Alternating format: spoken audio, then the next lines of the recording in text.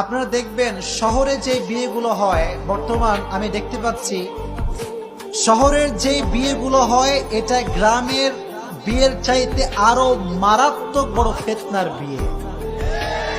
এর কারণটা কি জানেন? আপনারা শহরে গিয়ে দেখবেন যে বিয়ের যেদিন বিয়ে হবে সেই দিন একটা ফটোগ্রাফার আসে, লাইটম্যান আসে, সব আসে, একটা সেটআপ নিয়ে আসে। আর যিনি বউ তিনি একটা লাল বেনারসির শাড়ি পরে রাস্তার মাঝখানে লাইটিং করে ফটোশুট করে। কি এরকম আছে না নাই? আচ্ছা, একটু লজিকে আসেন প্রিয় ভাইরা।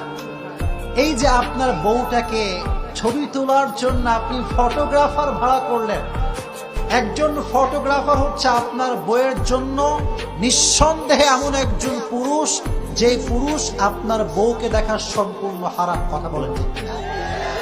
এখন